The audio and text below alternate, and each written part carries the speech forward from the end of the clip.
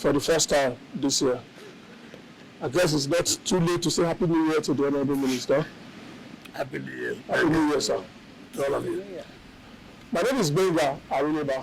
I work with Africa Independent Television AIT, and my colleagues are also here with me. To my immediate right is my colleague from TVC News. And of course, sitting next to him is my colleague from News Central. News Central. Sambo is from Arise Television, joining us for the very first time on this channel. And of course, on the other side of the aisle, the only lady in our midst, joining us for the first time too on this panel. The channels, okay. Maybe not the first time. Gloria Omizuki. Gloria is of Channels News. And of course, next to Gloria is my colleague from NTA. And of course, my colleague from ADBN. Well, Happy New Year, Your Excellency. Thank you very much. All right, Excellency, good to see you again. Happy New Year, like we said. Same to you. Last year ended on a high. While people were at home enjoying Christmas and New Year, we saw you used to go around inspecting projects and all of that. It's like you didn't have any Christmas and New Year break. Of course, we know the reason because we have some projects are ready for commission. Let us start from there. Where do we derive this bodiless energy of yours? Well, first of all, let me thank you and your colleagues. I wish you very good New Year. By the grace of God, we believe that this year will be better than 2024. First of all, life is given by God. And I thank God that all of us are alive to see this year, 2025. You have asked, where do I derive the energy from? For me, I believe that God, in infinite mercy, is the one that gives one the health, the good health, for you to be able to carry out whatever assignment that you are given. So I give God the glory that one is in good health and to be able to perform the functions you're expected to. There's no magic about it. If God does not give you the good health, you cannot do anything. So the energy I derive is because God has given me that good health. And when you have good health, you have the energy to do whatever you're supposed to do. You've also said about, last year I was expecting, I did not do Christmas. And I've always told people that Christmas is not 1 month, 2 months, 2 weeks, 1 week. Christmas, as far as I'm concerned, there's no public holiday given that throughout these 2 weeks there will be public holiday. No. Public holiday are normally declared. First of all, the Good Friday, the day that Good Friday, on the birth of Christ, and then 26th. Good Friday has to do before the death and the resurrection of Christ. So that's the start period, so that I don't mix up. But Christmas is the date of birth of Christ, and then the next day is the Boxing Day, which is 26th. So holidays are declared by the government. From 27, if you do not follow the weekend, you're expected to work. 28, you're expected to work if you do not follow the weekend. So when we talk about, you're supposed to be enjoying your Christmas, for government never declared public holiday from the 25th till the end of the year. So we're expected to work. So for us, we are working to see that our expectations, to see that our mandates are met. When we are given the targets, I'll take for example, if you remember, we came in on August 2023. And in that August, we had a supplementary budget that the National Assembly approved, and money was approved for construction of rural roads. But in February 2024, we came to neutralize where these contracts were awarded, and we had to flag it off. Remember, so many people had criticized government. And all I said, you just calm down, you just keep. The government, to the mercy of Mr. President, which is the Need Hope agenda, he has said, look, the same way we are carrying out development will also be the same way it will be done by satellite down. You know, Nigeria is very difficult. You cannot, that's not correct. They only play politics. I say you just wait and see. And I do tell people that, look, we have flagged all these projects. These projects will be completed in December. And to the glory of God, I made sure the contractors have to fulfill their own promise that we will hand over these projects to you by December. And I said, okay, on our own part, we are going to make sure that money or payment will not be a problem. And we did that. And these contractors fulfill their promise and handed over these projects to us in December. I was okay. By the time we resume January, we'll make sure that we'll let the world know the promise we made, the Need Hope agenda, the promise that look, we are going to do this, we are going to carry development to the satellite towns. The 6 area councils, not choosing one, the 6 area councils, Amak, Kuje, Buhari, Gwagwalada, Abaji, and Kwali, all. No one is left out. So, that's what we're trying to let you know, that we, by Mr. President, the New Hope agenda, that hope has come back to the rural area, to the satellite towns.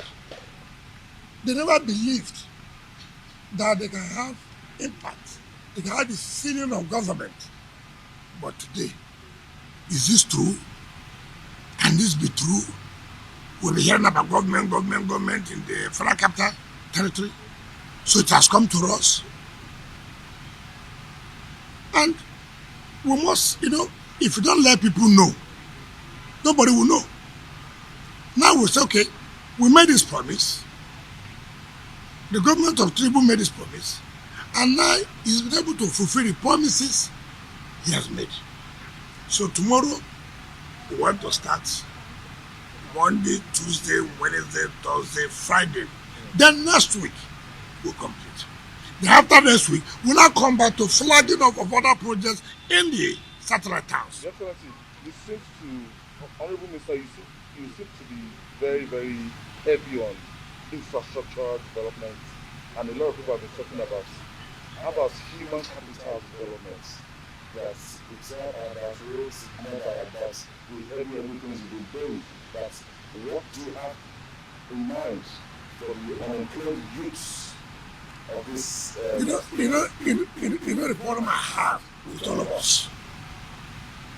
You do this, oh, people are complaining that you're only doing that. You do this, oh, people are saying that, what about the other area? First of all, what does the economy of any country? What are the economy? Infrastructure. So if you want the economy to grow, well, what do you do first?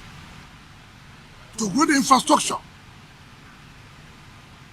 Now when you have done that, how do we not first human capital development? And we need human capital development. You are talking about only these jobs that are going on. Are they not being employed? These jobs that are going on, you're talking about. No. I'm coming. Take for example, you have a job going on in Kwali, not less than 100, 200 persons have been employed. You have a job going on in Kuje, not less than 200 people are employed. You have a job going on in Gwagwalada, not less than 200 people have been employed, just like that.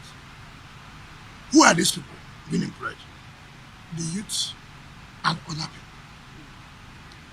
The mistake we always think or make is that employment is only when you're employed in the government ministries and the rest. That's only where I see all of us employment. Look at the kind of jobs we are creating.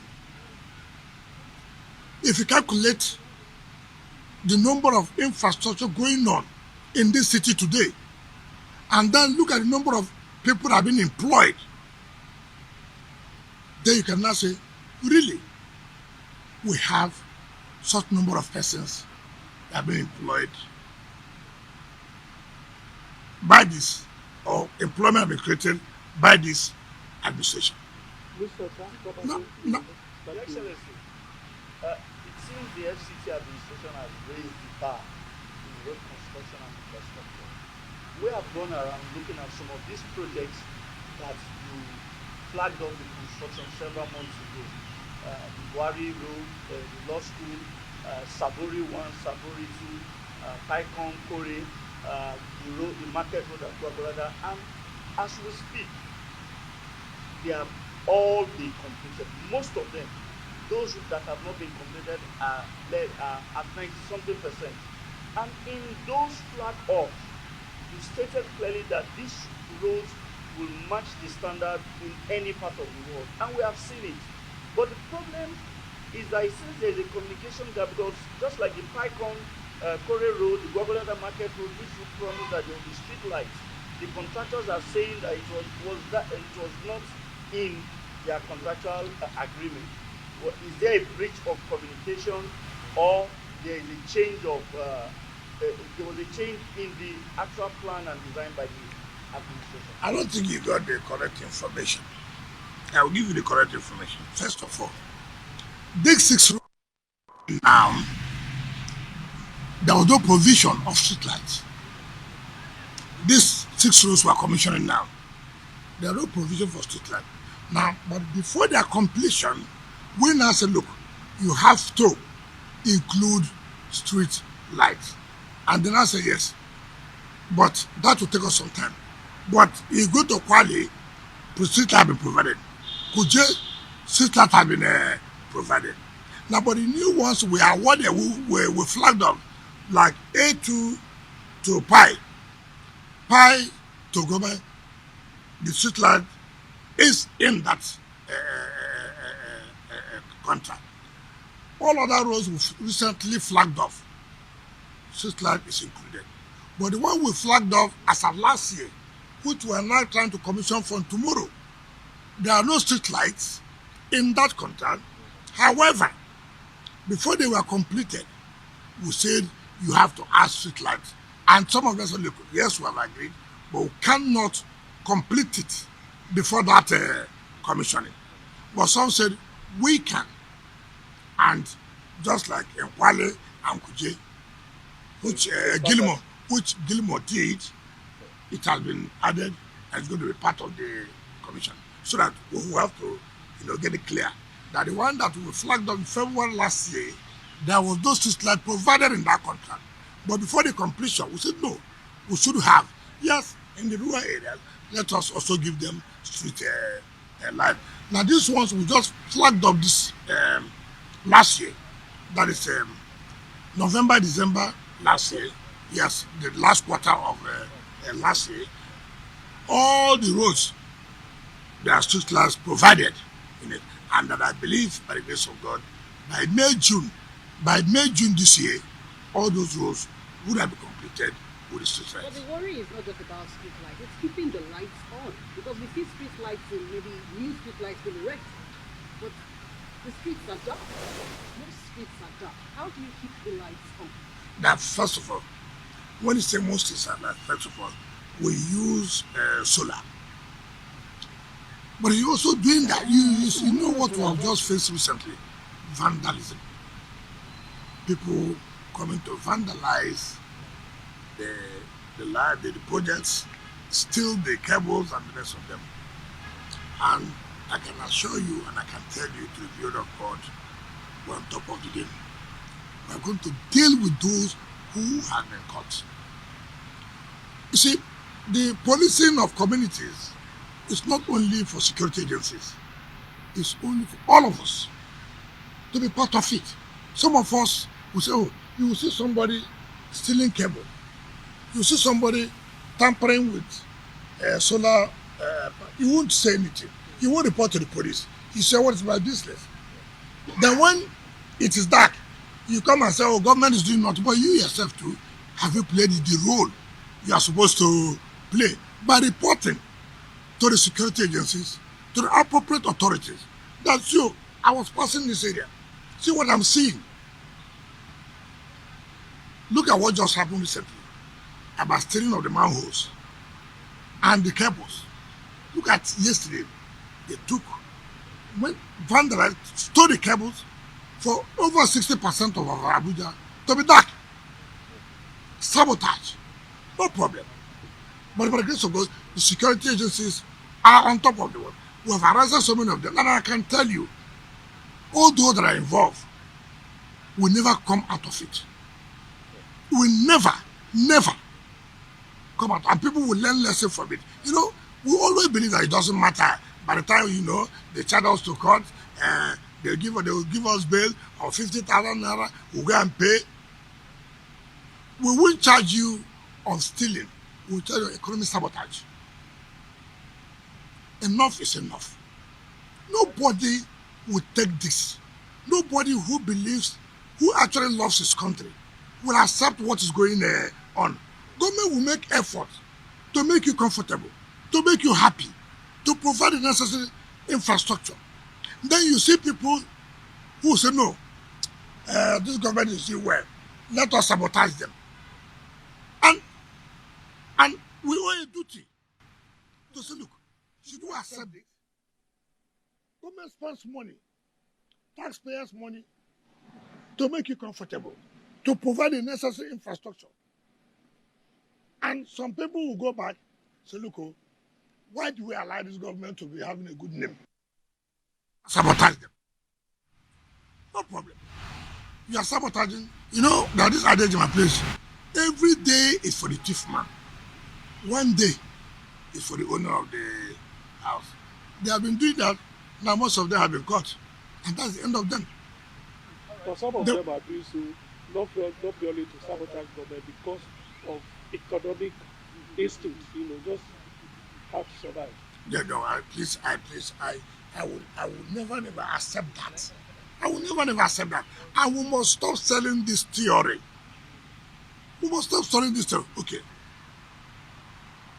It's so fine. If you say that I'm doing this to survive, take for example, we bought vehicles for use to enable them a form of empowerment to see what they can do for themselves in life.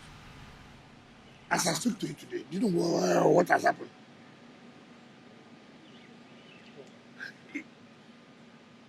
We have this, every time we give these excuses, it's very economic hardship. It's not correct. It's not correct. How much do they make?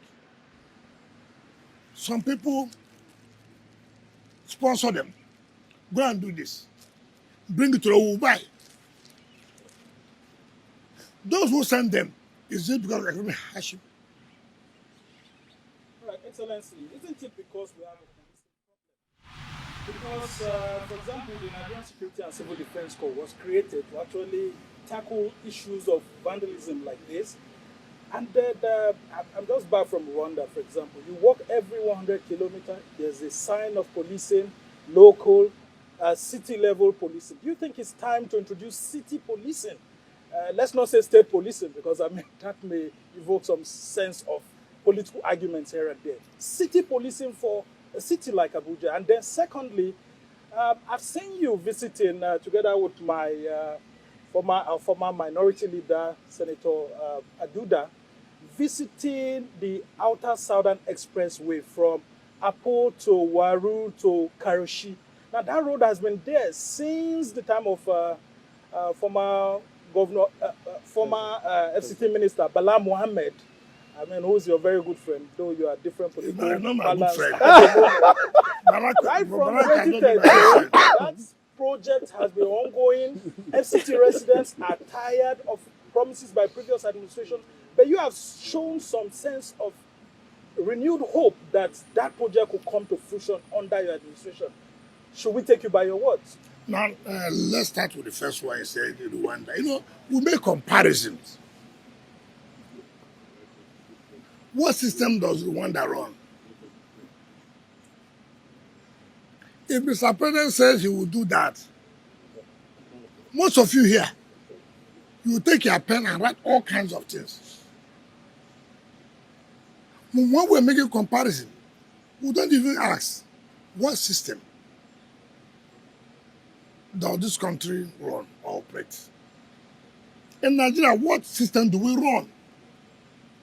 When you say Abuja, is Abuja different from Nigeria? Does Abuja have its own different system?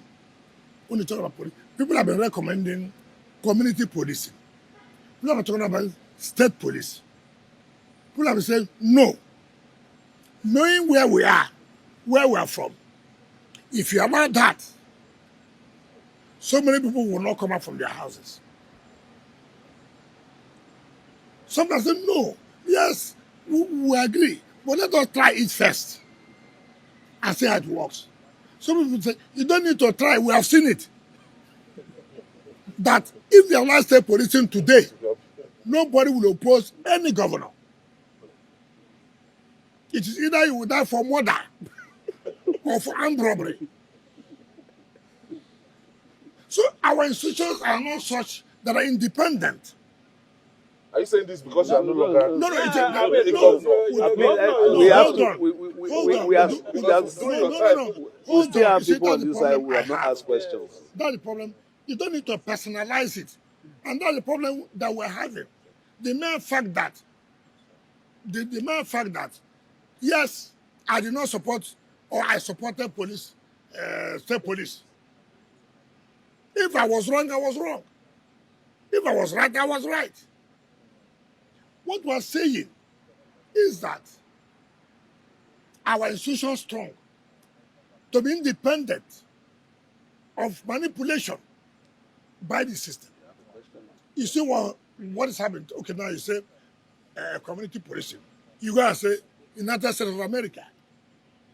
You see the wrong thing that we always have comparison.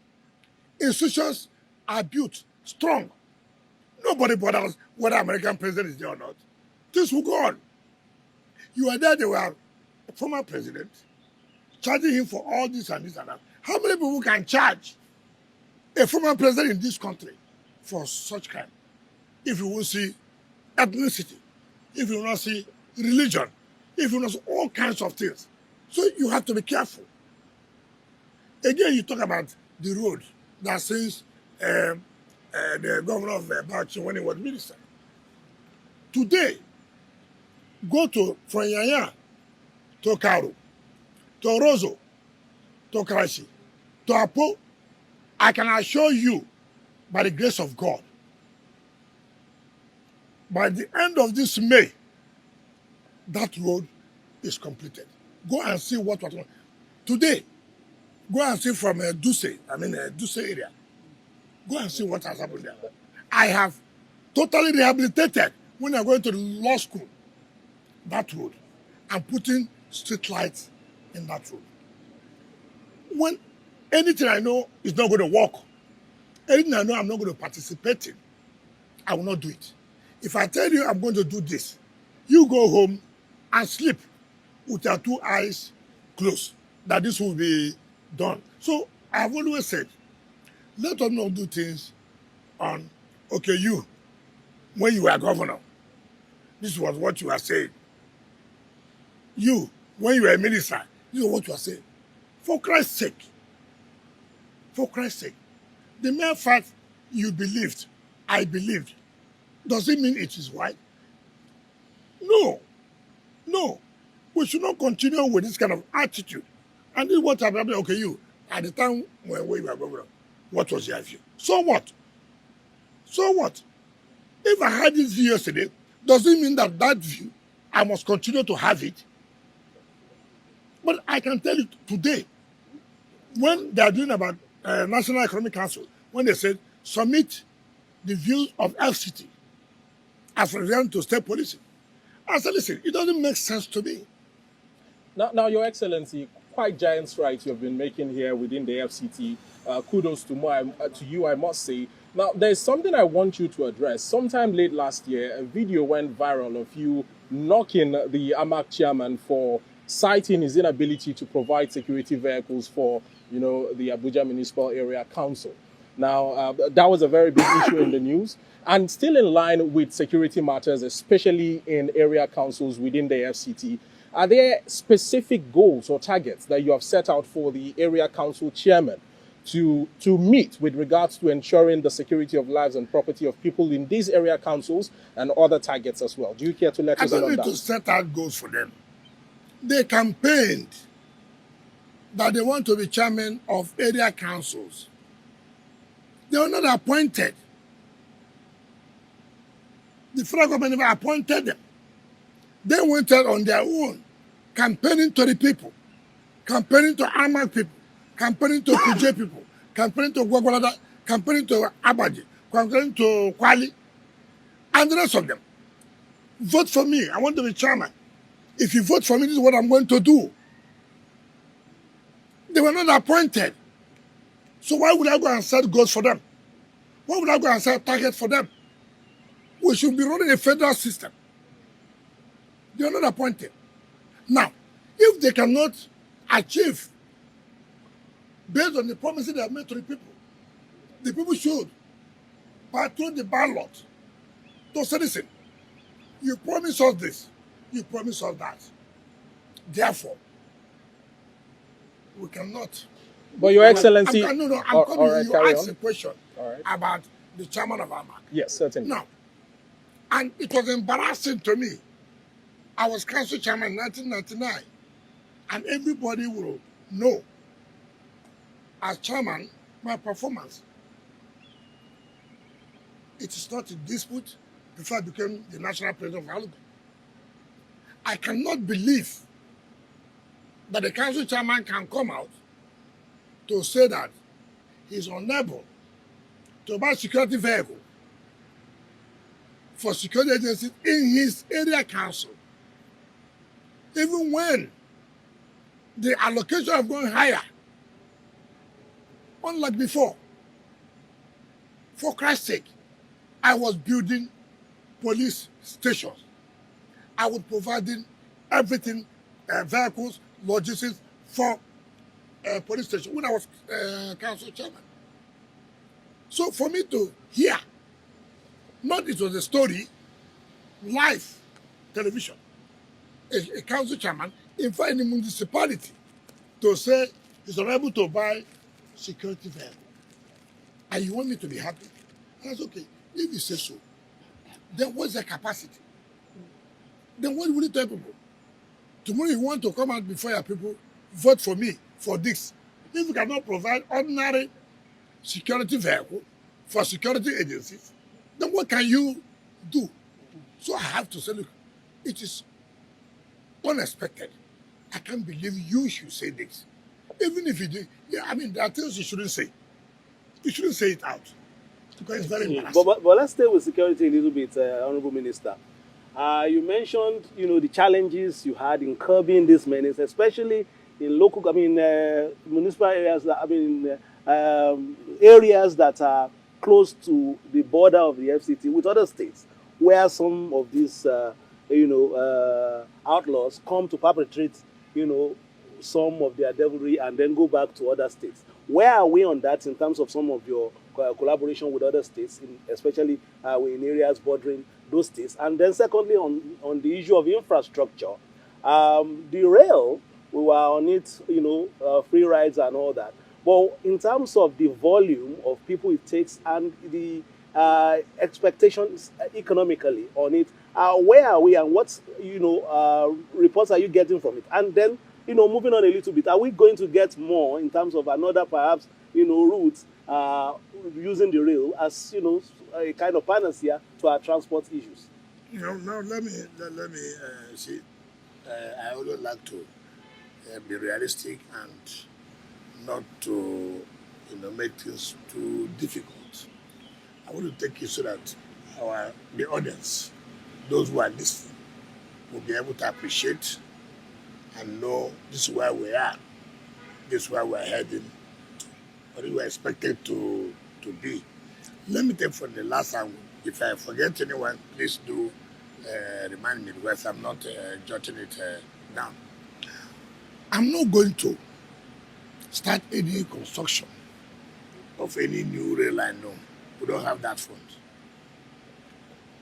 You see, I'm a very objective person. Very objective. I don't want to do something for the purpose that let you read that, oh, we are awarded the construction of a new rail line. Yes, very good. Well, how do you fund it? Where do we get the money from? FCT money, 1% of what the federal government gets. The federal government gets 1 trillion today, for example, this month. For example, 1% of 1 trillion is how much? Yeah. Like 100 billion. 100 what? 1 billion. So you're not good in mathematics. 1 billion. 1% of it. Yeah. Oh, okay. So you see, tomorrow you go to television, we are not good in math. You don't even know the simple mathematics here. It's 10 billion. Well, we don't 10 billion naira. Excellency, we don't spend only in millions. We are journalists. 10 billion. No, you 10 billion naira. 10 billion, okay. 10 billion naira. Wow. Small. That's small. Now, where do you fall back to? Where do you fall back to? Loans. IGR. IGR. Yes. What are the sources for IGR? As far as FCT is concerned. Land. That's the major source. Taxes. Taxes. Part of the taxes is what? Ground rent. Payment of CFO. Right? Right? How many people pay? You want me to go and do construction of a new rail line that will cost you almost $1 billion. How much? Convert it to a naira. Like about Journalists. 1.7 trillion. Convert to a naira. Well, but no, I'm coming. Because it is good for people to understand this. Now, we are saying, look, you're not even paying the ground rent. You're not even paying for the CFO. You come out to tell Nigerians, why not pay? How much is ground rent? It's not a monthly payment. It's a yearly payment. 200,000 naira, 300,000 naira, 500,000 naira. Annually. Annually, not monthly. Annually. For CFO, once. Depending on the size of the property or the land you have. Maybe you may have 8,000 square meters. And your CFO will say, you will pay 2.something million. That 2.something million is not paid monthly, year is once. How many people pay? And you come up to citizen. You want this road. You want new rail line now. I'm just asking. No, you want. Yes. No, I'm coming. Yes. You are speaking on behalf of the people. You want. What I mean, you, not you as a person, but you in plural, that the people. Right? Now, where do we get this money? We should go to bank to borrow. Fine. We are going to bank A to borrow. Bank A will say, okay, what's the collateral? How much are you going to pay us monthly or yearly? How do you get it? Therefore, I'm not going to be part of that. I want it. It's true. But if the government can fund it, good for us. But to say FCT on his own, to go and fund such, it's not going to work. And that is the truth. Now, I don't know the second question you asked. We're talking about security. And, now you talk about security. You know, we must commend security agencies in this FCT. What we know, if you know, every day you kneel down praying for the security agencies, what they have done and what they're doing. You only hear, oh, somebody was attacked yesterday, but you don't hear how many people were stopped from being attacked. You don't. Oh, somebody was attacked. Nobody is happy about that. But they have stopped about 50 attacks. You don't commend them. Because they don't come to say, we have stopped this and this and that. As I speak to you today, you and I know what it used to be is not what it is today. We have taken steps. We are building now to enhance security. In the 6 area councils, we are building 12 new police stations to beef up security in all these area councils.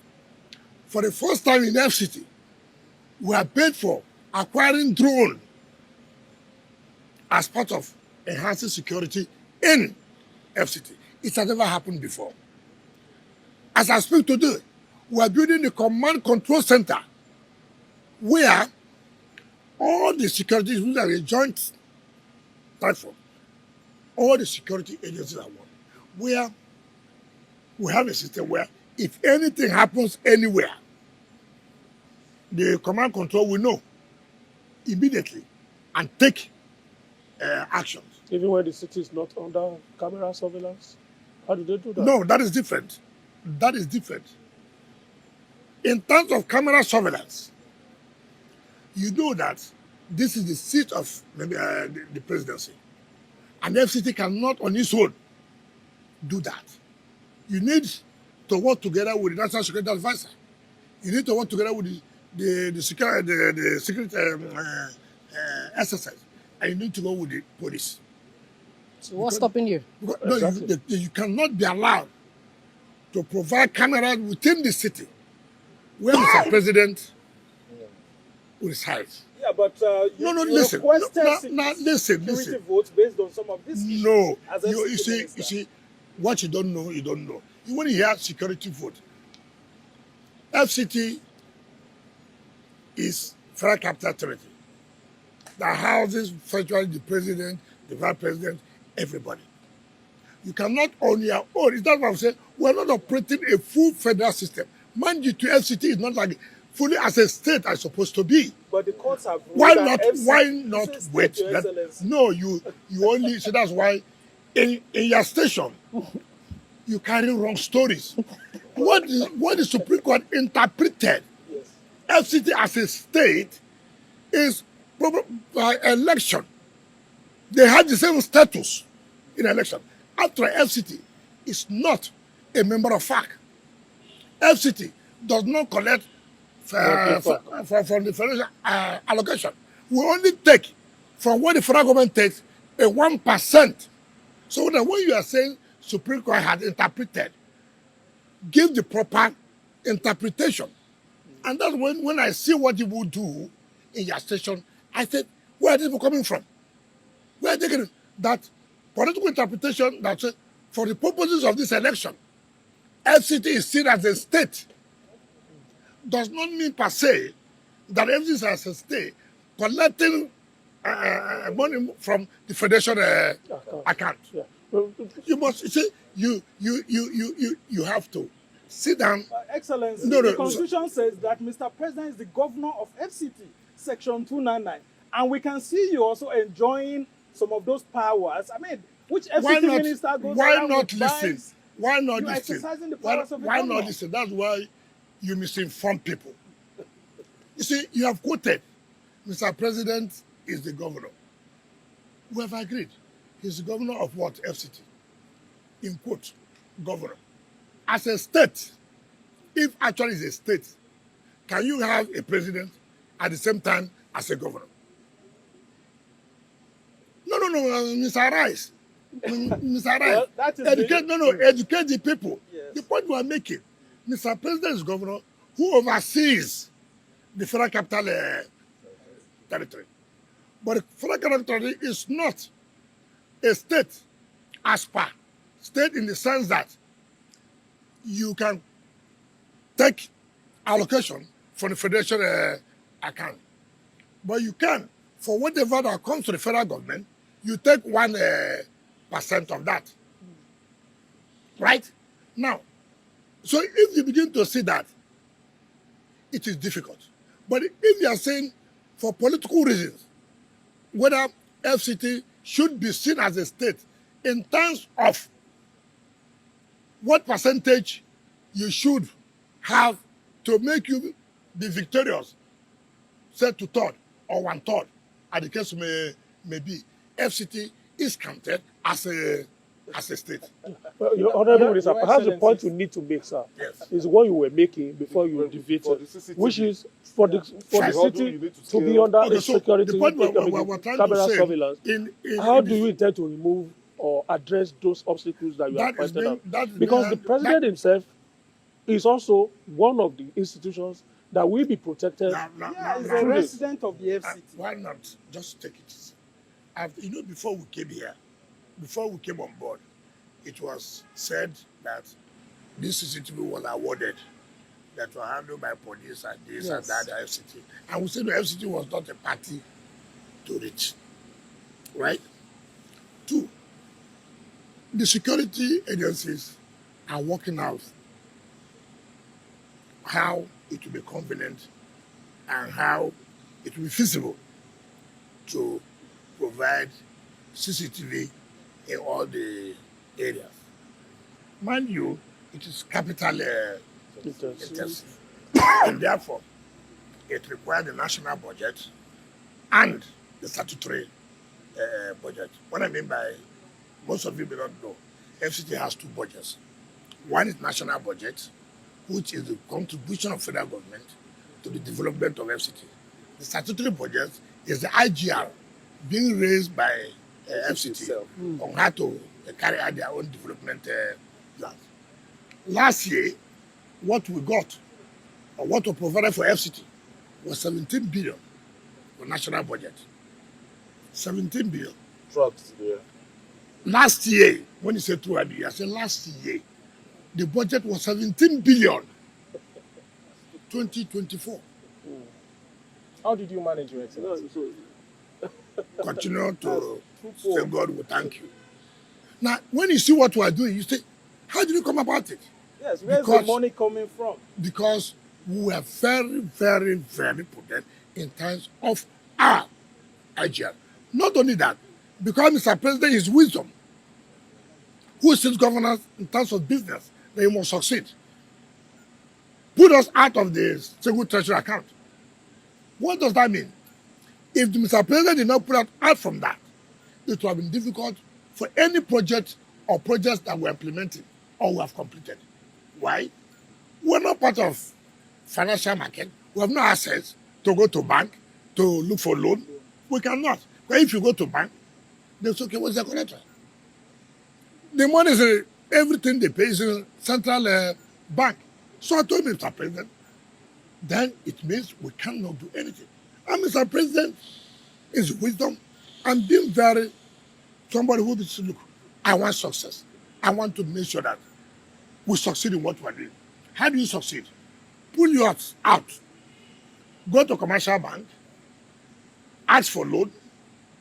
So okay, I had my IGR as my collateral. How much am I seeking from this commercial bank? I'm looking for 200 million, for example. We'll give you. Now, domicile your IGR with us, right? How much are we going to be paying monthly? We'll be paying such amount of money. Now, you have 200 billion to spend in the project. And why the bank has no problem in collecting every month such amount of money. But if we were that single treasury account, forget it.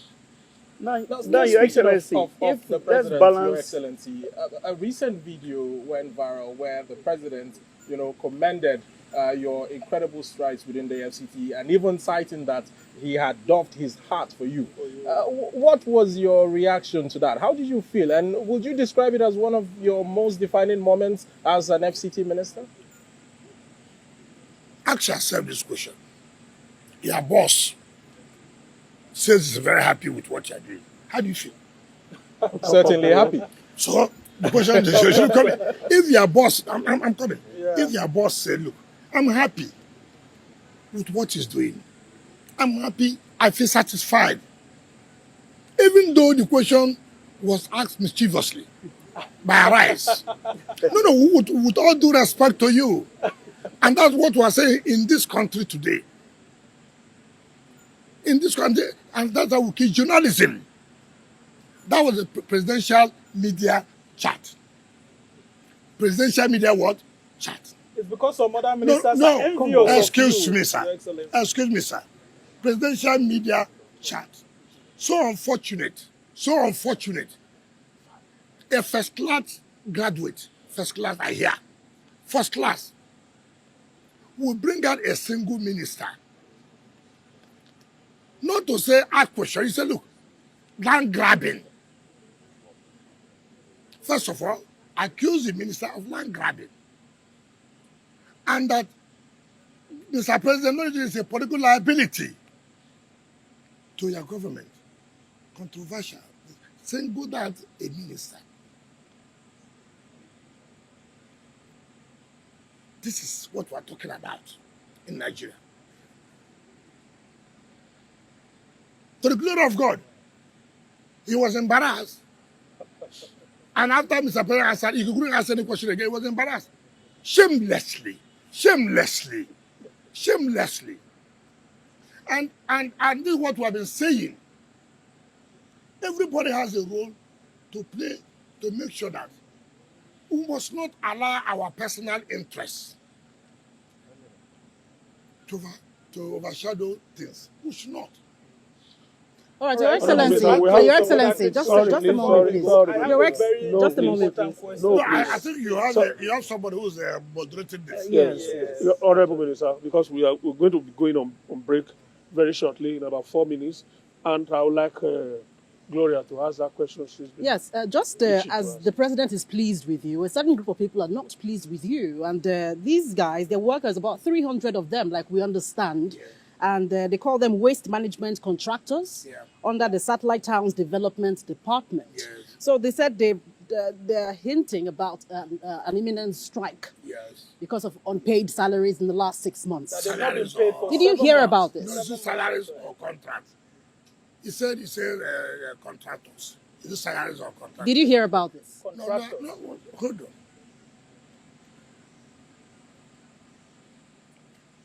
Who appointed me? Mr. President.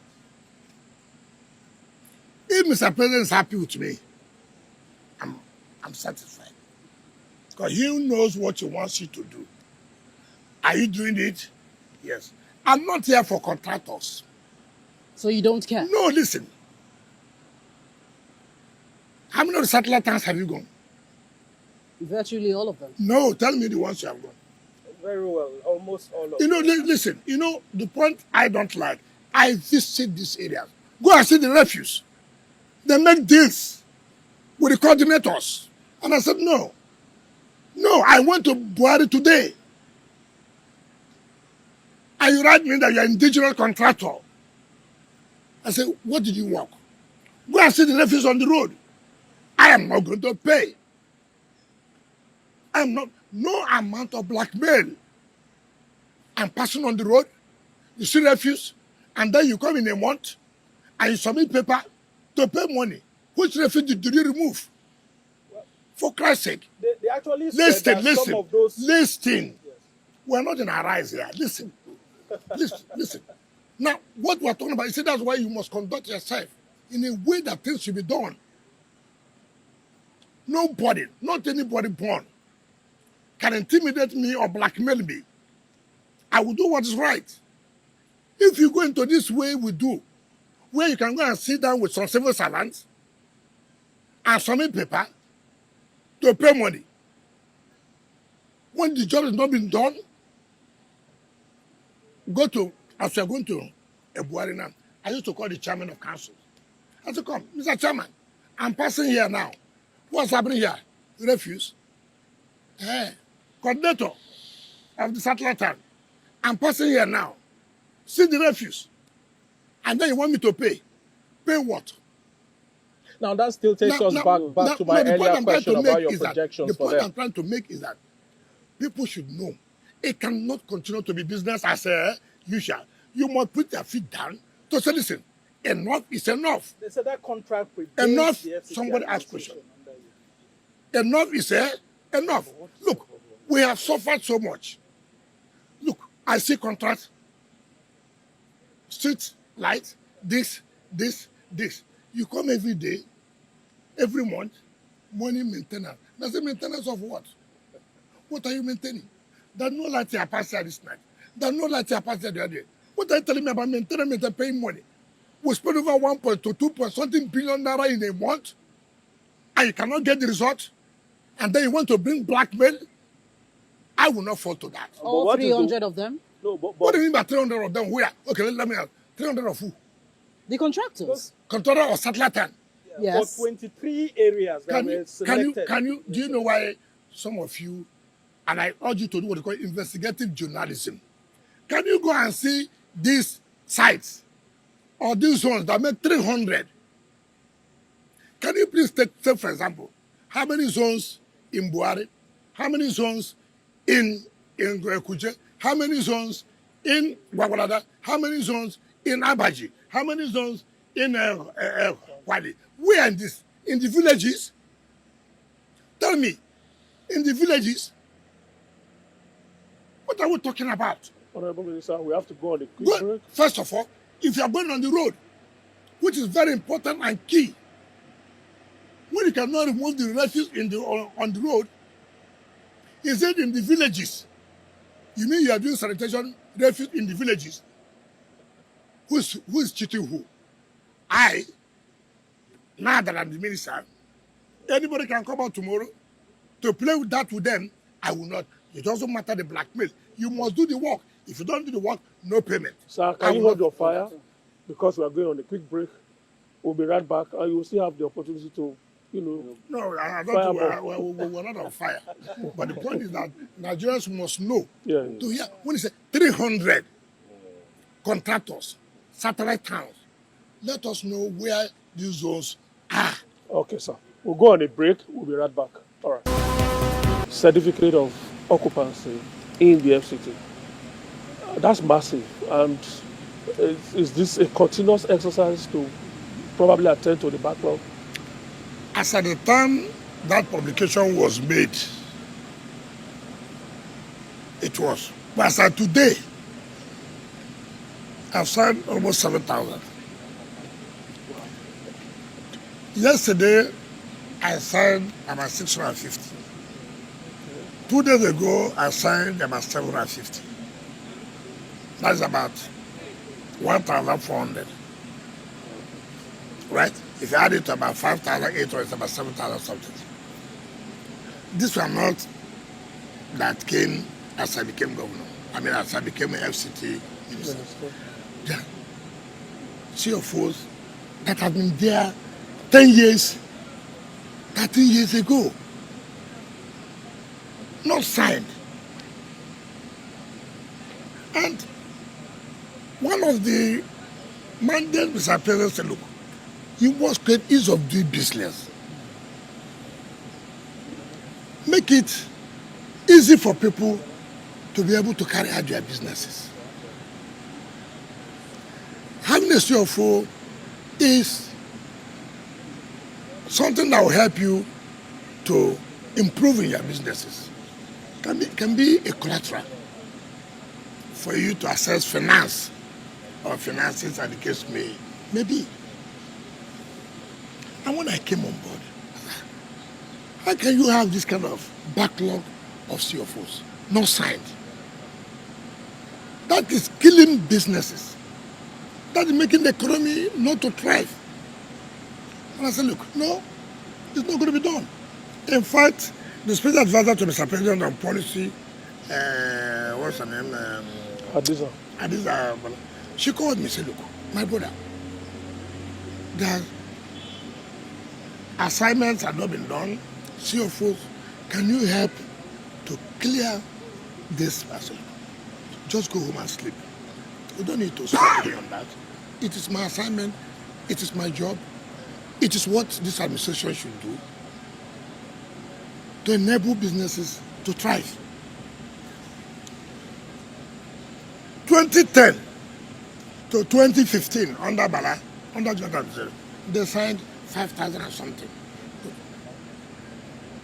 For 5 years. 2015 to 2023, they signed about 3,000. In 8 years.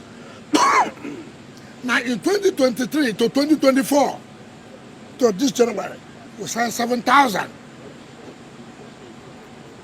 Whose administration is making e-business to be easy? 13 years.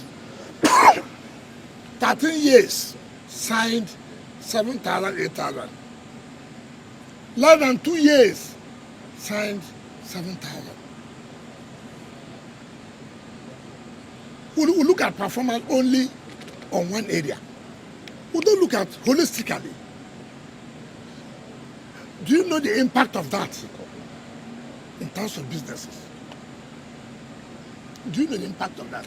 And I have said, and I've told last night, you know, there's a lot of conspiracy, sabotage in all this work. For somebody like me, it won't work. But once I identify you are not willing to work, you are doing something to sabotage, I kick you out of the place. Last night I took a decision to kick out 1 or 2 directors. They will hear it tomorrow. I don't give a damn. I don't care.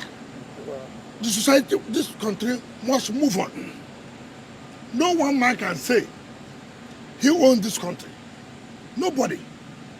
No one group can say they own this country than you. Nobody can say that. We all own this country. We all belong to this country. The moment I see that you don't want to work, I kick you out. Heaven will not fall. Even when heaven falls, everywhere will be at peace. So, now, what we are not doing, we are trying to say, this so-called right of O will no longer be there. You know what Nigerians do? They collect right of O. They go and look for what they will sell. The land. Your Excellency. You see, that's my way. Now you don't want Nigerians to get the benefit of this explanation now. Now, what was not done, okay, no more. That right of O will end. You want land? Yes. This is what you pay for the CFO. Go and pay for the CFO. You want 300 square meters? We agree. Go and pay social amount. So you won't have any opportunity again to carry it. And then we begin to go and advertise, go and pay for the CFO. No, we won't do that. You will not even have the asset to have that allocation. Enough is enough. Gloria? So let's delve into the politics in your state. Tensions. Well, Your Excellency, still staying with the land issue. Can we exhaust all issues related to the FCT? Well, certainly, I have a question for you, Your Excellency. Still staying with the land issue in the FCT. Many people have cried out that Wike is, seizing their land. Yet here you are citing that you have signed over 7,000 CFOs in less than 2 years. What particularly would you say is driving this developmental force and this sort of whirlwind of change within the land situation in the FCT? I'm hungry for development. Mr. President, hungry for development. Mr. President, hungry for the economy to thrive. Without this, how would businessmen have access to finances? How would they be able to embark upon one thing or the other? You are killing the economy, you are killing businesses. Therefore, how do we support businesses to thrive? Is to make sure that having access to finances is made possible. And how is it made possible? Sign the certificate of occupancy they will use as collateral to have access to funds. Now, you mentioned something about, right of occupancy and, people trying to play cunningly around it. What do you have against it, Your Excellency? Let me tell you, why should I, when you have right of occupancy is like an allocation. That you have an allocated land, but they are not conferred full title on you. It's only when you have the CFO that you now have title. Now what they do, they use that right arofo to go and begin to look for who will buy and deny us access of funds of paying for that CFO that we are supposed to now use for developmental purposes. Two, it's only when you have a CFO you can pay grand rent. Now when you don't have a CFO, you can't pay grand rent. So you are drained of the funds that we are supposed to use for development. Your Excellency, sir, you say you don't have question on this question. You talked about you have. Moderator, so he was supposed to ask question on FCT. You said you didn't. And we're talking of revenue. You spoke about 17 billion that you got from the federal government. That was allocated. Yes, 17 billion. But you didn't quite tell us about, how much you got in terms of IGR, which has, really helped to do some of these projects. That's one. When we had our second discussion or third discussion, we were talking about the huge amount of money, the funds you needed to, spend on salaries alone. At that time, it was about 9 billion plus. How much is it now? And how have you been able to have a wiggle room in terms of, in spite of this huge amount you pay on salaries, to be able to do your projects? Sorry, sir, because we need also to discuss politics. Yeah. So my colleague from PS I should not answer this. No, you will answer it. Just keep it. How will I remember? I'm not a computer. We will remind you, sir. Okay. Can you add your own question? Okay, Your Excellency, sir. I remember the last time you went to commission the facility at the court. I think the Court of Appeal premises or so. I've never gone to commission anything. I think the judges' quarters. Flag off. Flag off, sorry. You emphasize that under your administration, you work to ensure that Abuja is at par with other cities around the world. Now, we are talking about security and revenue generation. Is the FCT powerless to stop these touts who harass citizens at various junctions within the city center under the guise of revenue collection, local government, FCTA? We want to know your thoughts on their activities and on the way to go. All right. 2 questions. We'll start with Nyesom. Can you repeat, we're talking about revenue. It's about revenue. Revenues. In terms of your, internally generated revenue, you didn't quite give us the numbers from last year. You told us about 17 billion allocation you got from the federal government, but you didn't quite tell us what you were able to generate, internally to make you, able to do all these projects. That's one. And I spoke about the issues of salaries. Okay. Let me take for the salaries. Before the new, the increment on the salaries of workers at this, we were around 10 billion, 11 billion.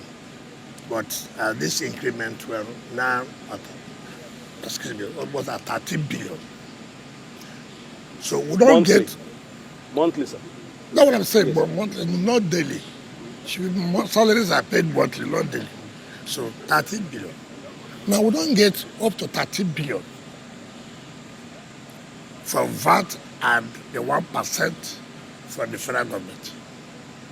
So you have to augment from the IGR to be able to pay the salary because of the new wage, the new wages, right?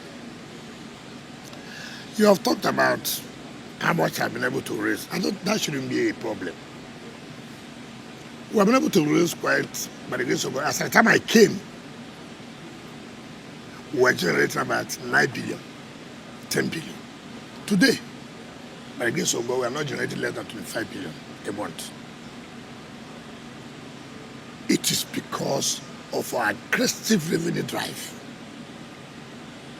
We're generating not 9, 10 billion. Today, we're not generating less than 25 billion. In fact, last month, we were able to generate about 40-something billion. 40-something billion. Aggressive revenue drive to be able to carry out this infrastructure.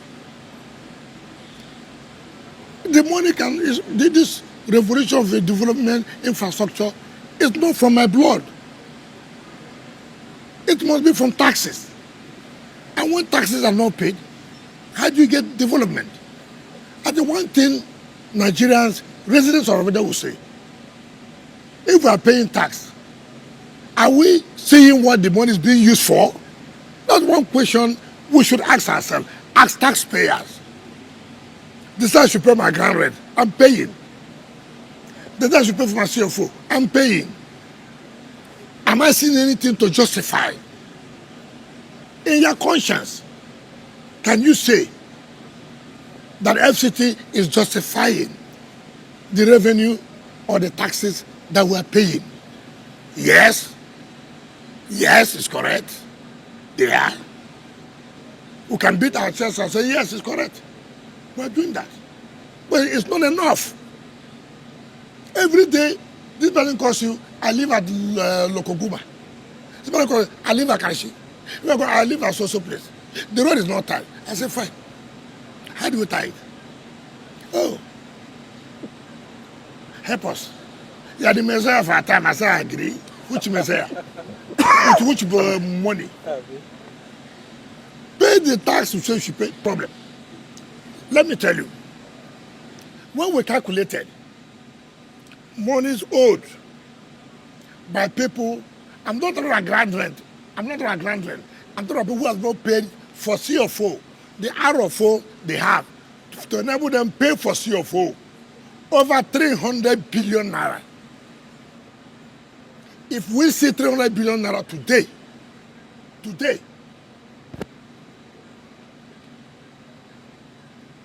you go to America, go to London and come back in 6 months, you will see that FCT is a different total place. You will appreciate what has been done. I'm telling you, this is money to pay for CFO of the land you asked for and government gave you.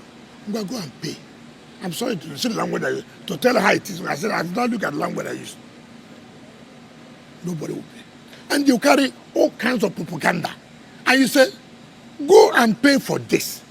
If you don't pay for this, we will withdraw it. It becomes a crime. It becomes blackmail. Propaganda. He's trying to take our land. How many lands can you take? I did not give this. 10 years ago, 9 years ago, 15 years ago, government gave you this. You cannot go and pay for this. What kind of country are we in? What kind of country are we in? You say you would do Bengas, for example, Bengas Arofo. So I'll go to court straight. Most of them arrange, they go and fight action in court, and let's keep it there. He will soon leave as the minister. That is the country you are in. People don't want anything to work well. And you are putting everything you can do that no, it must work well. People are sitting there saying it will not work well. Now, for your own question, yes, sir. No, what the central news you asked about. I asked about the insecurity problem posed by this so-called. I also put it to you.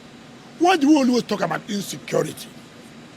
As if there's anywhere in this country, in this world, where it's crime free. Why not say you are doing well by reducing the level of insecurity? We don't get of any commendation. Everything you hear, oh, this stout, this, that. No, honorable. No, I'm coming. All over the world. Look at Donald Trump, presidential candidate before he became president-elect. Look at what happened to him. 2 times. If it was in Nigeria, you would have condemned the entire security. They don't know anything they are doing. But look how sophisticated as they are. See what happened. Now, we agree about these touts. Nobody will tell you you cannot get one crime or the other. But what was is the prevalence. And that's why we are saying, okay, by the time we finish the bus terminals and the rest of it, take for example, you can't go on the road to begin to people to collect money for you. If you do that, you know what you are looking for. Every loading will be on the bus and taxi at terminals. Even in that, you cannot say you will see one form of crime or the other. That's why we are human. There are people, why not ask yourself, you are doing road, good road, somebody sleeping in the night, thinking, how you going to remove the manhole to cause accident for people to die? Somebody somewhere waiting for him to bring the manhole, for him to buy, to also sell to a company that need the manhole for construction of road. Don't you ask yourself that? The security agencies should be commended for what they are doing. The point I'm saying, we are doing, the point I'm saying that security is a daily thing. They will continue to rate them. They continue to make sure they don't allow them any space. But the point is that you must acknowledge the fact that they are doing what they are supposed to do. They will have not achieved it 100%. And it will be difficult for anybody to tell you it will 100%. Honorable Minister, we promise to spend time on politics. Guys, it's time for politics now. Hold your fire, please. I know you've been itching for all of that. But let's be a little bit orderly. We'll start like that, come like this. So, Gloria, fire. All right, Your Excellency. So tensions between you and Governor Fubara, has been escalating, and the what has been escalating. The what? I mean, the what and what? The tensions. Which tension? That's what we see, and so it appears. Or what you think? So you're going to give us your views on that, and so we're wondering, why does this conflict appear very difficult to resolve? I'm very surprised. What is difficult to resolve? Mr. President, the sovereign of our nation, in his own wisdom, in his own fatherly way, said, look, you come, you sit down. This is the problem. I want this problem to be resolved. You go, withdraw the impeachment notice. You go, do this. You go, do this. You go, do this. You, elder, read it for everybody here. Elder, read it. Do we all agree with it? Yes. Elder, what about you? Yes. We agreed. Fine. The parties went home. The assembly withdrew the impeachment notice. You now do this, do this. You did one, you did two. Then you send people to go to court to hang the other one to say, oh, people went to court. Elder, have you gone back to Mr. President? This assignment you gave, we have done one. We have done two. We're not able to do 3 and 4. Please, Mr. President, can you call us back? See whether we can find a solution to 3 and 4.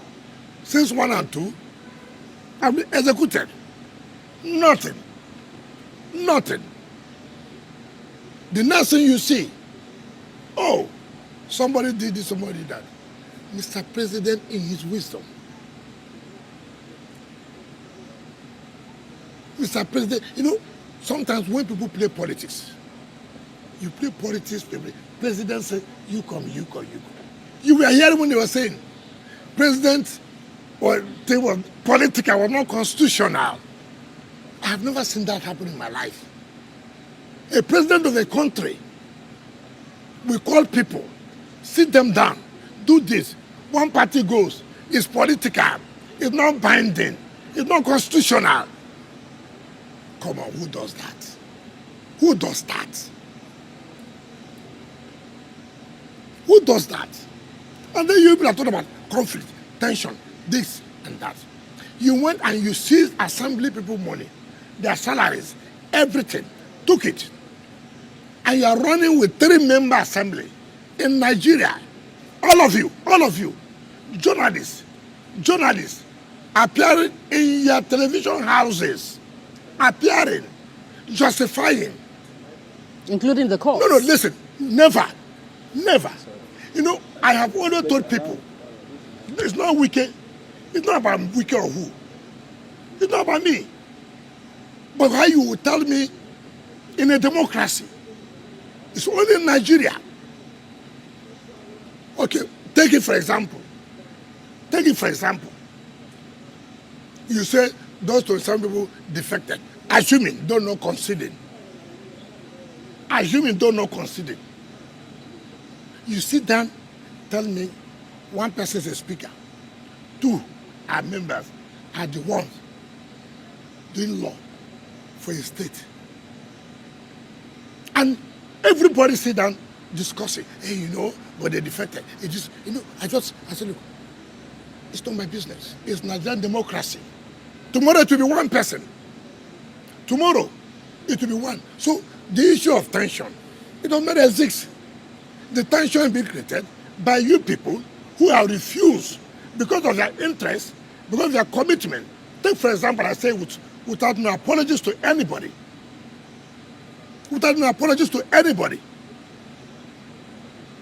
When I see what happens, how media will be scrolling in the bar, tarnishing images of judges, that judges collected bribe. Scrolling, even somebody gives you that news item. Assuming somebody pays you for that, can you do that in a civilized country?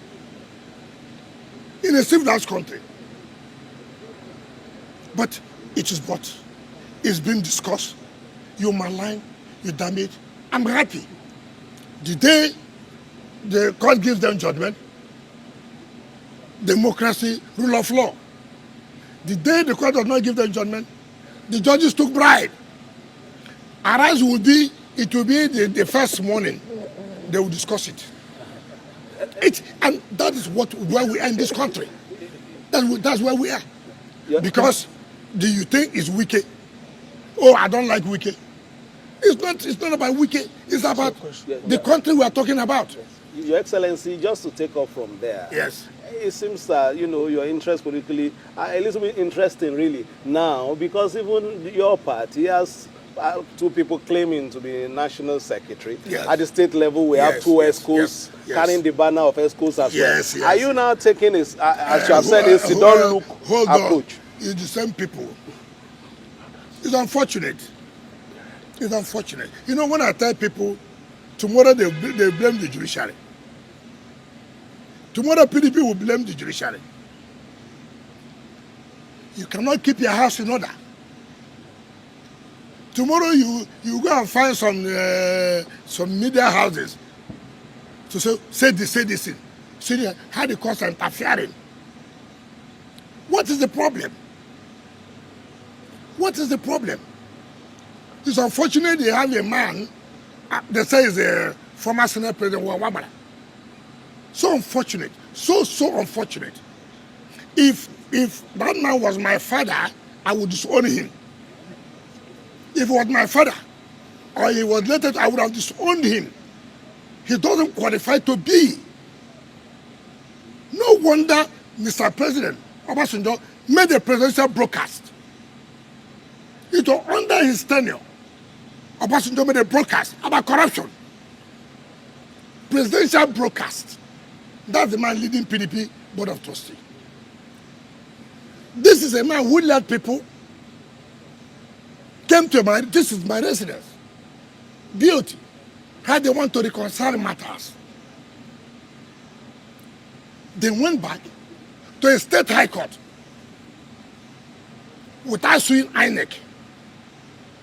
INEC is a necessary party. INEC was one who observed the election. The National Convention. You went to a state high court and sued that the National Secretary ought to have resigned. What is the provision of the constitution of the party? What did the constitution say? Assuming they're not conceding that he's supposed to resign, he has to be replaced by election, not by appointment.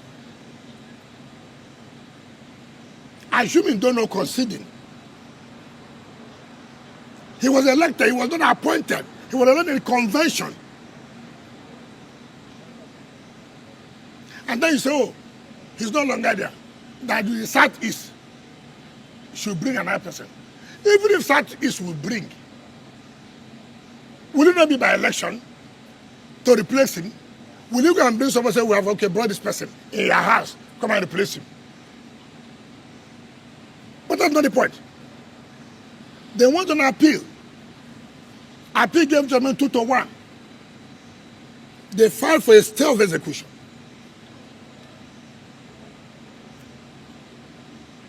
Some governors, in their own wisdom, manipulated. No, they should not, that since, yes, a stay of execution has been filed, but it has not been granted, so let him go, let another person be. The same people, the zonal vice chairman of Southeast was removed by court. Ali Odefa, the zonal vice chairman from the Southeast, was removed from court. There have not been any appeal. None has there been any stay of execution.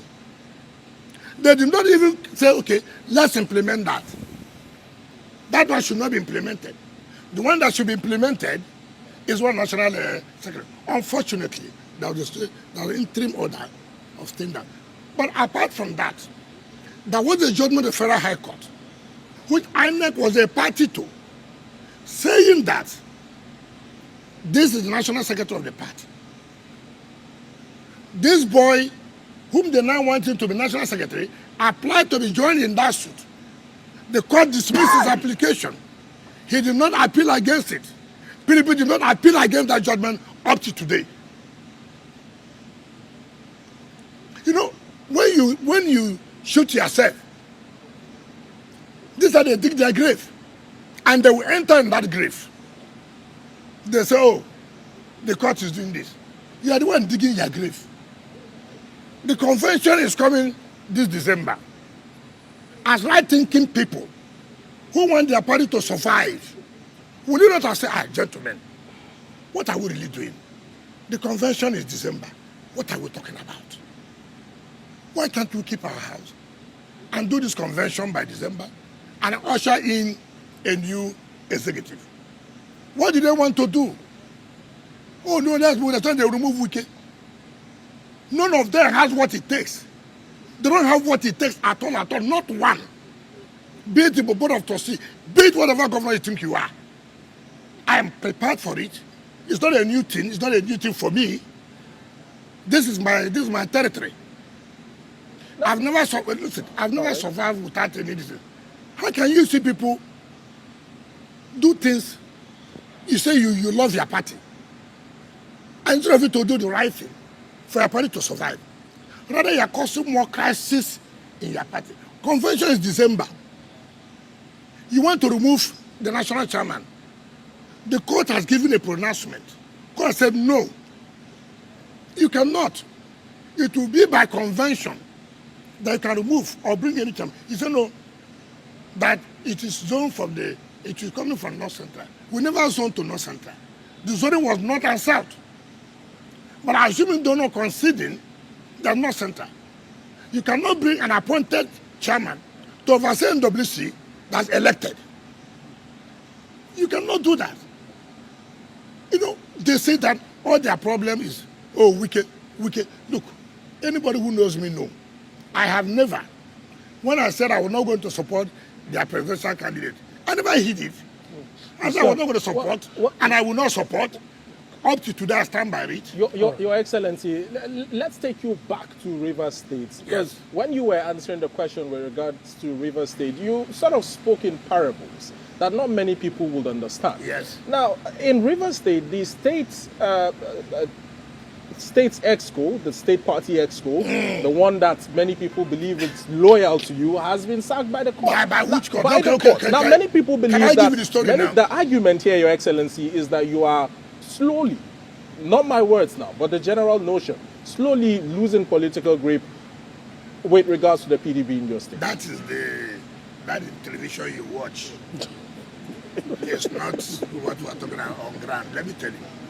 You know, I've always said I don't want to talk about judiciary. But it's unfortunate you have tried to push me now to talk about state judiciary. Carry on, Your Excellency. The Federal High Court gave a nod for the election to take place, which INEC was a party, and directed police they shall allow the Congress, and they took place. Now let me tell you, it's unfortunate I will say this. Who is this judge that's granting these orders? State High Court judge every day. Who is this judge? You know, I feel so bad. This was a judge I refused that when NJS recommended I will not be sworn in. Why? When the State High Court was locked up by my predecessor, this judge was the Deputy Chief Registrar of the Customary Court of Appeal, Stephen Jumbo. You remember that NJS recommended Justice Deze Okocha to be the Chief Judge of Rivers State. My predecessor refused and appointed the President of Customary Court of Appeal, Justice Agumabo, to be the Chief Judge. And NJC sanctioned him, suspended. How can you do that? Now, during that period, they used this Deputy Chief Registrar, who is now the judge, Stephen Jumbo, siphoned the funds of the judiciary when the judiciary was locked up under lock and key. I came as governor. Justice Deze Okocha became the chief judge. And we saw how monies were being shared. They divided the judges. These judges are loyal. These judges are not loyal. They were paying allowances to these judges. And they are not paying to these judges. And as they said, no, I will not allow this. I'm going to write to NJS, we cannot allow this. Justice Deze Okocha pleaded, please, please, please, allow, please, just let it. You know, sometimes you feel so bad. Pleaded. Say, please, please, please. I don't want this mess. When I see people talk, I just look at it. Now, when Deze Okocha left, just Lomicron became. And I said, my Lord, can we allow this? He said, Your Excellency, I know it's wrong, but you see, let everybody.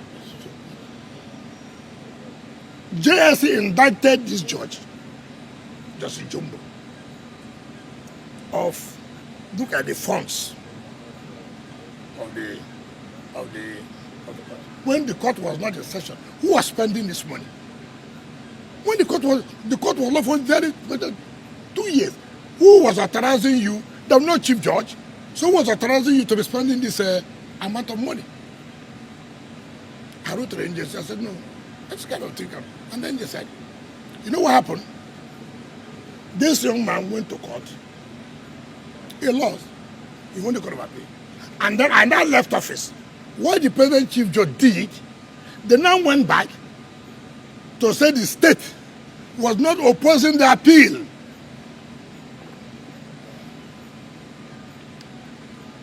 And they say, oh, the man has won the court of appeal.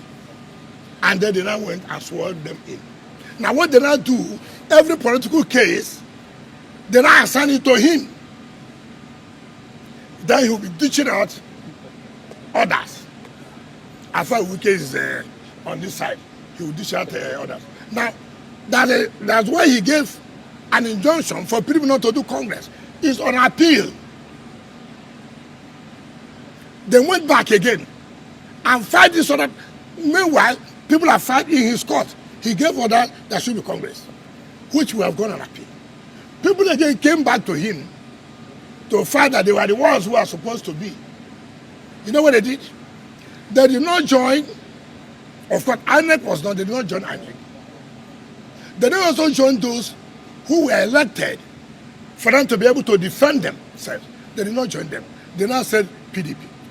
Now, what they did criminally, to align themselves with the legal advice of the party at the national level, who now took the processes without telling the party. And then they now went to the State High Court and agreed with the plaintiffs. And they now entered judgment. Look, you just laugh. We have been writing the judge. Give us the judgment. No problem. Let us have the proceedings. No problem. You know the final court. There's an appeal court. There's Supreme Court. No problem. Give us. Oh, no problem. You've done your own part. Every time, every day, you will see one State High Court. Look at another one. A matter the Court of Appeal gave that 3 people cannot sit to make law, appropriation, budget. They appeal to Supreme Court. A State High Court recently by Justice Aprioku. No, said no. 3 people can. 3 people can pass a budget, make law for the state. When the matter the Court of Appeal has given and they have appealed to Supreme Court, Justice Aprioku of the State High Court, why did he do so? A building collapsed when I was governor. His brother was the man in charge. Somebody died. And I said she should be dismissed. Yes. Now, for him, Wike dismissed his brother, who was a civil servant. Therefore, anything that comes, Wike is involved. I will do this. How can a judge of the State High Court, when the Court of Appeal has given a judgment, which they have appealed to Supreme Court, now sit down to say that the state, the government can deal with 3 people? Your Excellency, there are more questions. State judiciary. Yeah. But at the end of the day, everybody will see. For me, go ahead, do whatever you want to do. But first, you're not the final court that will determine. I have no problem. There are more questions. Sambo? All right. Excellency, we must thank you so much for taking time to exhaust this, because a lot of Nigerians have been waiting for that. Just very 2 quick questions. One at the national level and then one at the local level. You are the poster boy of the APC-led federal government at the moment now. No, withdraw that poster boy. Well, I mean, we receive... I will always want you, please, we're having a media chat. Yes. Use a language that will be appropriate for So I want you to talk to me as having come from the opposition. What's the problem with the PDP and opposition parties, political parties in Nigeria as regards our democratic growth and development at the moment? And then the second question is, I'm seeing some sort of subtle politics in FCT when it comes to area council with the issues of revenue collection. FCT IRS has said that in 2025, they are going to be collecting revenues for FCT area councils. But some of the local councils are not comfortable with that, saying that, PDP, APC and all of that, they are having challenges. Aside from that, what do you have to say? You are talking about harmonization and not allow multiplicity of taxes. Okay. And why not allow businessmen to suffer? What are the taxes collectible by the local government? What are the taxes collectible by the FCT? Remember, every month we give to area councils 10% of every tax we collect. Every month. As the month ends, if we have 40 billion, for example, 10% goes to the area councils. All 6.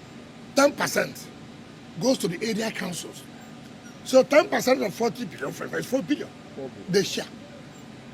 Then again, we are seeing a lot of things that we take, for example, you are talking about refuse removal You want to go and collect sanitation, but you're not removing the refuse. So we said, no, we can't allow this. Therefore, we'll collect it, we'll give a percentage, because you're not the one who is paying for the refuse. We are paying for the refuse, we are cleaning. You cannot be going to collect money. It's your duty now to also remove the refuse. But you know you have no capacity. So let's sit down and see how much percentage you will collect. If we don't do what we are doing, businessmen will suffer. Okay. That is that point. On the opposition, now ask yourself, opposition, are they really opposition that they should do the work of opposition? Take, for example, look at PDP. Now, Otto, let me tell you. You see Bala Mohammed shouting. Is Bala doing opposition? He's not. He knows he's not.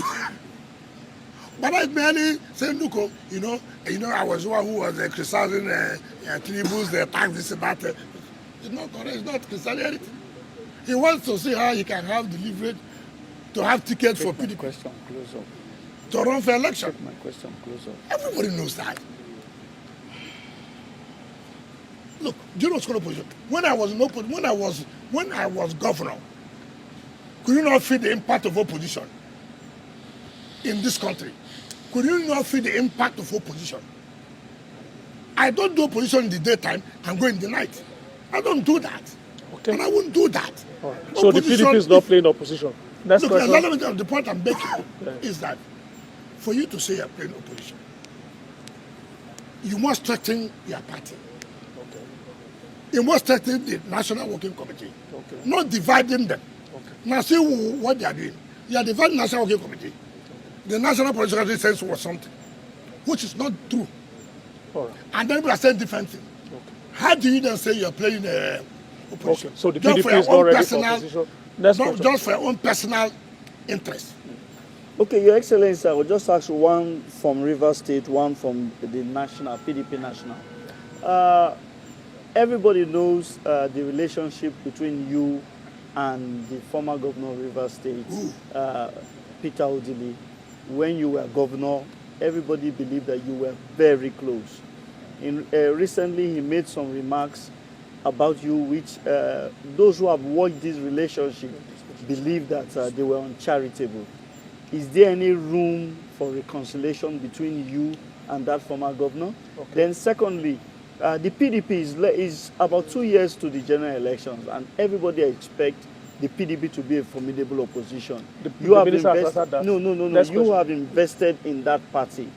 Do you think the PDP can get its acts together before 2027? Ask Bala Mohammed. Let me tell you.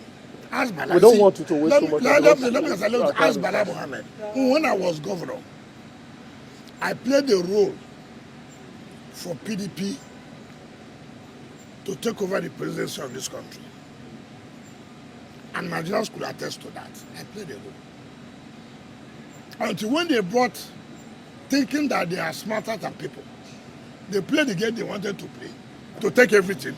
I said it will choke you. And it choked them. And it will continue to choke them.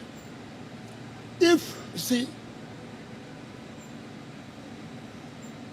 I'm a footballer, we are going for this match, and I want to win this trophy. I have to sit back. I'll call my colleagues, my team players, gentlemen, are we really ready to win this match? Can we commit ourselves? We want to win this match. We want to win this trophy. Yes. How do we do it? How do we do it? We should not be selfish. When we are playing, it is not by you scoring the goal. Anybody can score goal. What matters at the end of the day is that we have won the match. If we say you, we lose, then everybody have lost. 2, play all you can. Have it at the back of your mind that we are one people. We are one club. As it is today, all you have is a pocket of interest. And what's that pocket of interest? sitting somewhere, we'll deal with Wike. Who is this that will deal with Wike? Who? You know, instead of you to be focused, how do we win this? You go to a meeting, it's Wike. You go and take your bath, it's Wike. You don't eat food in your house, it's Wike. Your wife has left you, it's Wike. I mean, it's madness. You don't need to think of how do I progress? How do I make my party to win the election? If Wike is the problem, call that Wike, sit down with Wike. What is this problem? What is happening? Can't we sit down as a people to see that our party emerges? Okay. You say Wike is not important. Do it now. Do it and survive it. Oh. Okay, Your Excellency, we have room for just about one question. Let me ask that last question. Let me ask that last question. Okay, the last question about any room for reconciliation? The last question about any room for reconciliation? That matter, I don't want to discuss about that matter again. Okay. It's over. It's over. God is one who allows us to live. Okay. If God says I'll survive till tomorrow, I'll survive. If God says I won't survive, let it be so. All right. So last question then. You have always claimed to be an Ikwere man. Yes. And that you are not an Igbo man. Yes. An Ikwere man. Yes. Like you. Yes. A well-recognized one. Former Senate President pro tempore. Yes. The distinguished Senator John Asutambata has just been elected as the president of Ohanese Indigo, a pan-Igbo social-cultural organization. Yes. Has that made you to be an Igbo man? Or every Ikwere man a woman? Don't go there, no. I'm a typical unrepentable Ihoro man, Ikwere man. I'm not an Igbo. Listen, get it clear. I have no problem with Igbo people, and I have not a problem with them. I've associated with Igbo people. The mere fact we're all in southeastern Nigeria. The mere fact we're in northern Nigeria doesn't make you an Hausa man. Doesn't make you a Fulani man. Doesn't make you a Kanuri person. Doesn't make you not a thief person. The mere fact that you share some similarities, the languages are close, doesn't make you that you are sorry for. I mean, what is all these things? Senator Asutambata has a right to associate with whoever I want to associate. I, as Nyesom, Nyesom, Wike, an unrepentable Ikwere man, an unrepentable Ihoro man, I'm not an Igbo man. Okay, but are you happy that an Ikwere man want to say clearly, is Ohanese president? Please, I'm not a member of Ohanese. So what I'm not a member, how can you tell me? I don't know what they're doing there. He's a kinsman. But by default, now your kinsman is the chairman. What benefit will I derive? Something I'm not a member of. You know what is there. You know why you are there. You know the benefit that would accrue to you. So, if it's going to be good, okay. But as Obagi Kwere, they have spoken. And Obagi Kwere have said, can't us add.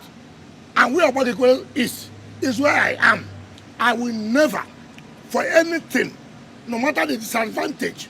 Some of my fellow colleagues come to tell me, don't talk on this, I say, talk on what? You know, my opposition. I say, So, because of politics, I will deny my identity. Because I'm from a minority, I will not do that one. I will never deny my identity simply because I want to be recognized, to be majority. I will not do it. Are you happy for him? If he's happy, why would I say I'm not happy for you? I mean, why would I say so? If that will suit you, okay. But for me, as the honorable man, as a very person, I am where I am, and I will not be. Igbos we are very close. We do things together. We have similarities in so many things. But that does not mean I should go and change my identity now. Simply because you say I should be. Simply because I'm a politician. Oh, somebody told me yesterday, you know, if they want to president this country, I said, okay, get out from here. Get out. I want the president. So what? That's why I should go and answer somebody's mother's name. I'm not. All right, Honorable Minister.